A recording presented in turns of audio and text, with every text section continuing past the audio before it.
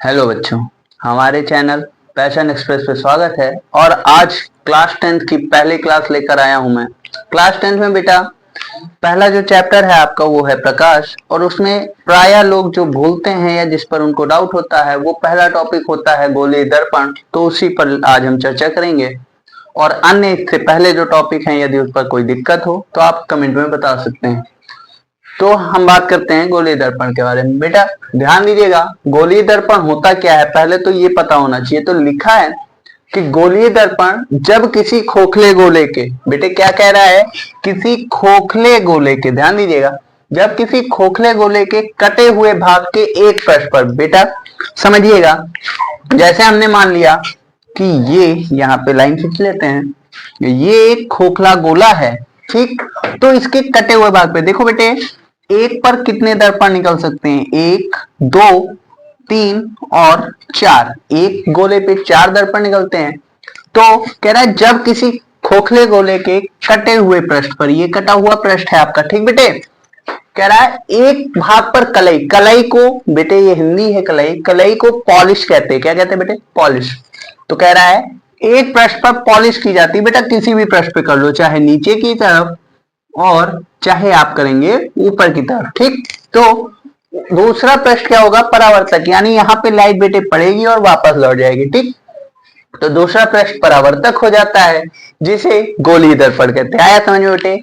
Normal है। क्या कह रहा है कि कोई एक खोखला गोला है, कांच का होगा प्रायः, जाहिर सी बात है।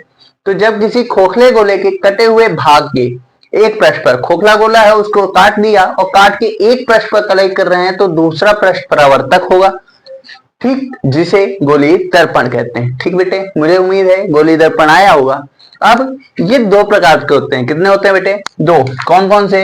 एक अवतल दर्पण है, दूसरा उत्तल दर्पण है, ठीक। ध्यान दीजिएगा, बहुत सिंपल सा कॉन्सेप्ट है, अवतल और उत्तल, ठीक। अवतल दर्पण जब किसी खोखले गोले के कटे हुए भाग के बाहरी पृष्ठ पर कलई की जाती है। बेटे कहां कर रहे हैं कलई? मान लीजिए ये आपका कटा हुआ भाग है, ठीक, ये कटा हुआ भाग है, इसके किस पृष्ठ पर कलई हो रही बेटे?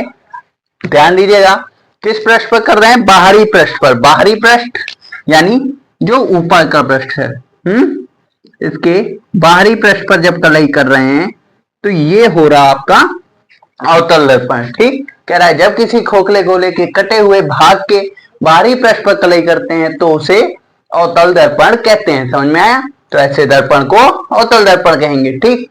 दूसरा कह रहा है उत्तल दर्पण। उत्तल दर्पण का कॉन्सेप्ट क्या है कि किसी भी गोले के भीतरी पृष्ठ पर कलई होगी। क्या होगी? भीतरी पृष्ठ पर। देखिए वही लिखा है कि जब किसी खोखले गोले के कटे हुए भाग के, ठीक, भीतरी पृष्ठ पर कलई होगी, कलई का मतलब पॉलिश, पॉलिश होगी, तो ऐसे दर्पण को उत्तल दर्पण कहेंगे, ठीक। बेटे ये कॉन्सेप्ट अगर आपको डिफिनीशन नहीं याद होती तो सिंपल सी बात, बेटे यहाँ पे लिखा है आओ। क्या लिखा है?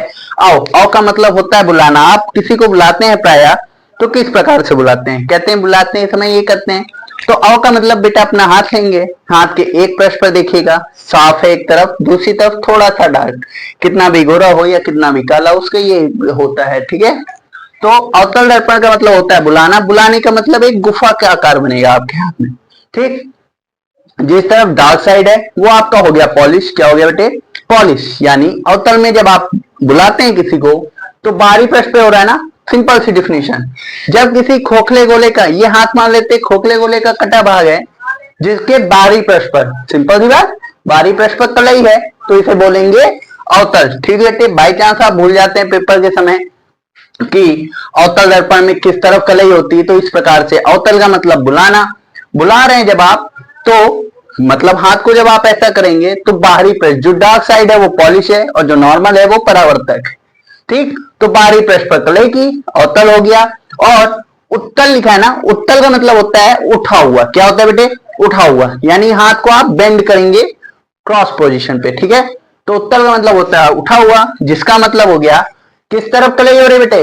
भीतरी तरफ। किस तरफ हो गई? भीतरी तरफ। उम्मीद करता हूं ये कॉन्सेप्ट आपको समझ में आया होगा। यदि नहीं समझ में आया है तो हमें कमेंट कीजिए और बताइए। तब तक के लिए जय हिंद, जय भारत।